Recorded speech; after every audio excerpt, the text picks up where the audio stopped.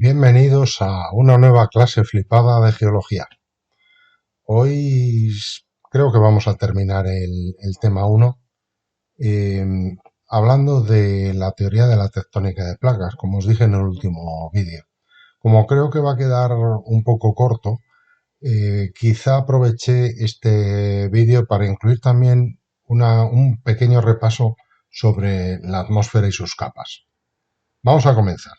La teoría de la tectónica de placas fue enunciada por Tuzo Wilson, este geólogo canadiense que veis en la fotografía, en 1965. Eh, si recordáis, se había gestado en la primera parte del siglo XX, primero la teoría de la deriva continental en 1912 y más tarde la de expansión del fondo oceánico en 1960. Bien, la cuestión es que Tuzo Wilson lo que hace es sintetizar, o sea, refundir eh, las propuestas de diferentes teorías, no solo las dos que hemos estudiado, y aquí podéis ver los 5 puntos principales que establece. Es bastante sencillo. Primero vamos a ver qué propone la teoría de la tectónica de placas y luego vamos a ver en qué se basa. Bueno, en primer lugar, la litosfera está dividida en placas tectónicas. Eso es lo que establece esta teoría. Las placas tectónicas son regiones de la litosfera en cuyo interior presentan una gran estabilidad geológica. Es decir, no ocurre nada geológicamente hablando. Sin embargo, tienen una gran actividad justo en sus límites. De modo que los límites de las placas tectónicas están caracterizados por su actividad geológica. Entendiendo como actividad geológica la existencia de actividad volcánica o de actividad sísmica, ¿vale? No otros tipos de actividades geológicas que podríamos pensar. Bueno, segundo punto. La litosfera oceánica es más delgada y densa que la continental. Se crea continuamente en las dorsales oceánicas. Este es otro apartado. Vamos a ver un poco más tarde que hay varios tipos de litosfera. Lo hemos comentado ya en su momento, que la litosfera puede ser oceánica, continental o mixta. Bueno, pues la oceánica es más delgada, pero es más densa que la continental y se está creando continuamente en las dorsales oceánicas. Hablaremos de ellas. Tercer punto. Como el volumen terrestre es constante, la litosfera oceánica se destruye continuamente en las zonas de subducción. Es lógico. Si estamos diciendo que en las dorsales oceánicas continuamente se está formando litosfera oceánica, tiene que haber otro punto, otro lugar en donde se destruya para que llegue a un equilibrio. Porque si no, la Tierra tendría que crecer en volumen. Y sabemos que no es así. Hemos observado que no es así. Concretamente, las regiones en donde se destruye se denominan zonas de subducción. Esto ocurre en las fosas oceánicas. Cuarto punto. Las corrientes de convección mueven las placas. Hemos visto cómo las rocas fundidas desde la capa D, en el límite núcleo-manto, establecen corrientes ascendentes. Esas corrientes ascendentes quedan equilibradas, quedan compensadas con el hundimiento de rocas frías en otras regiones. De modo que el resultado es que se forma un ciclo. Por eso lo de convección. Una convección es un ciclo, es una trayectoria cerrada, en donde asciende por una parte material y desciende por otra. Y por último, las placas colisionan y se separan originando el relieve terrestre y sus fenómenos asociados. Es decir, la litosfera, como ya hemos estudiado, está sentada sobre una capa viscosa, inestable, que encima presenta corrientes de convección, es decir, está en movimiento. ¿Qué ocurre? Pues que las placas se mueven y al moverse pues se pueden dar básicamente dos situaciones, o que se separen o que choquen. Cuando se separan forman dorsales oceánicas, cuando chocan forman cordilleras, que es precisamente lo que pretendíamos explicar, cómo se forman las cordilleras. Es, digamos, el gran enigma de la geología, que quedó resuelto, yo creo que muy satisfactoriamente a partir de esta teoría. Esta teoría se basa fundamentalmente en la distribución de los terremotos y de la actividad volcánica sobre la superficie terrestre. Vamos a comenzar analizando la de los terremotos, la actividad sísmica. En este planisferio está representada con puntitos los focos sísmicos registrados desde 1898. Cuanto más grande sea el punto, mayor es la magnitud del terremoto, o sea, más importante fue el terremoto que se produjo. Antes de que os despistéis, porque no estamos acostumbrados a ver el planiferio así, toda esta región central es el Océano Pacífico. Lo digo porque solemos tener la tendencia o solemos esperar ver en el centro el Océano Atlántico, que sin embargo lo tenemos aquí, en este lateral, ¿vale? Entonces fijaos que en esta zona de aquí aparece la Sudamérica, el continente sudamericano, Norteamérica con Groenlandia, aquí asoma un trocito de África, por aquí asoma el resto de África, Europa quedaría por aquí, es todo esto de aquí del norte, Australia, etcétera, ¿vale? ¿Ya estáis bien situados? Bueno, si yo os preguntara, ¿se producen los terremotos? ¿La distribución de los terremotos ocurre al azar? Pues parece claro que la respuesta es que no.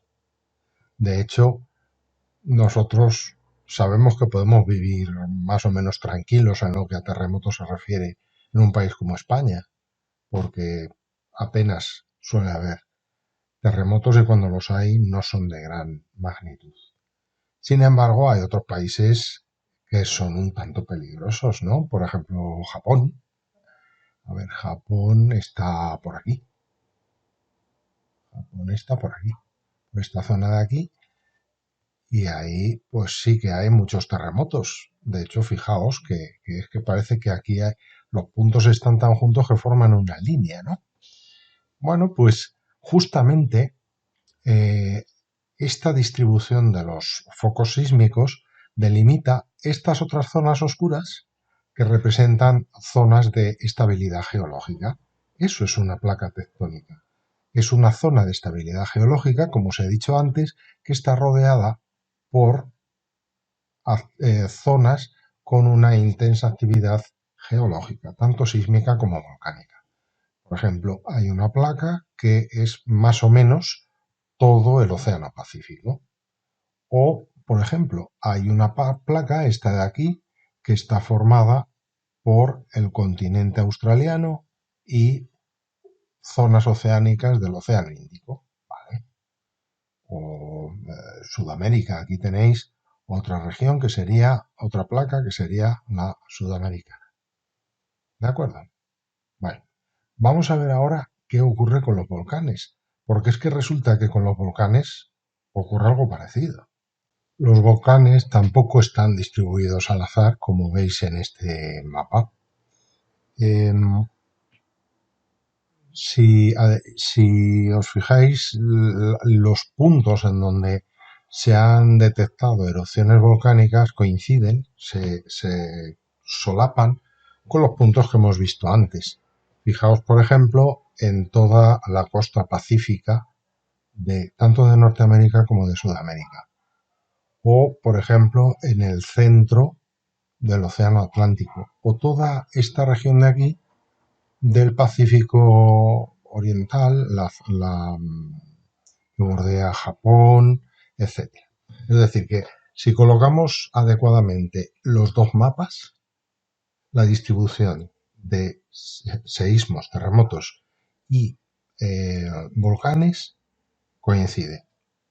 Por lo tanto, delimitan las mismas placas tectónicas. Y se puede hacer un mapa de placas tectónicas, como podría ser un mapa de países, por ejemplo, que vamos a ver justo a continuación. Este es el mapa de las placas tectónicas. Tenéis que saber varias cosas sobre ellas. Primero, os tenéis que saber los nombres de todas las placas. Yo no os voy a preguntar en un examen por la lista de todas las placas, pero sí os puedo poner un mapa mudo y marcar varias de ellas y preguntaros cuál es el nombre de cada una de ellas. ¿Vale? O sea, tenéis que saber reconocerlas. Y luego otra cosa importante es saber reconocer los límites. Por ejemplo, algunas placas tienen este límite que podéis ver en esta esquinita, que lo que representa pone zona de separación de placas, rift. Bueno, dicho en otras palabras más sencillas, son dorsales oceánicas. De modo que todos los tramos que veáis con esa trama son dorsales oceánicas. Lógicamente los vais a encontrar en medio del océano en posiciones más o menos céntricas, centrales. El otro símbolo importante es este de los triangulitos, que representa zonas de subducción. Por ejemplo, este que se ve en Sudamérica y Centroamérica. O, por ejemplo, toda esta zona de subducción enorme que hay en Asia, en el sureste de Asia. ¿Vale? Eso es lo que tenéis que saberos. Los nombres, saber reconocer las placas, ponerles nombre y saber identificar las dorsales oceánicas y las zonas de subducción en el mapa. Y para terminar con la tectónica de placas, simplemente mostraros los tipos de placas sobre este mismo mapa. Es algo que también tenéis que saber reconocer vosotros. Hay, como ya sabemos, 3 tipos de placas. Algunas, como por ejemplo la placa africana, son placas mixtas. Si os fijáis en la placa africana, que es toda esta, de color amarillo, hay una parte que es continental y otra parte que es oceánica. Eso quiere decir que hay litosfera continental y oceánica en la placa. Por eso es mixta. Sin embargo, hay otras placas que son enteramente oceánicas. Por ejemplo, esta de aquí de color azul, la placa de Nazca. Esto es todo oceánico. O por ejemplo, esta pequeñita de aquí, verde, que se llama placa de las Cocos. O la placa pacífica, que se ve peor porque es toda esta parte de color azul claro que sigue por el otro lado del planisferio. Pero es todo oceánico. Lo más raro son las placas continentales. Prácticamente la única placa continental es esta azul de aquí, la placa arábiga, que tiene un trocito de oceánico, pero vamos, es enteramente continental. Y prácticamente es la única. Las demás son oceánicas o mixtas. Y bueno, pues yo creo que con esto vamos a terminar el vídeo, porque si os añado, aunque este vídeo yo creo que es más o menos sencillo y es fácil de entender, si os añado la atmósfera, pues a lo mejor va a quedar demasiado largo. Entonces haré un vídeo aparte con las capas y la circulación atmosférica para cerrar el tema. Así que pues lo de siempre, espero que os haya gustado, que sea una herramienta de aprendizaje fantástica para vosotros y que lo aprovechéis. Hasta el siguiente vídeo. Jamendo.com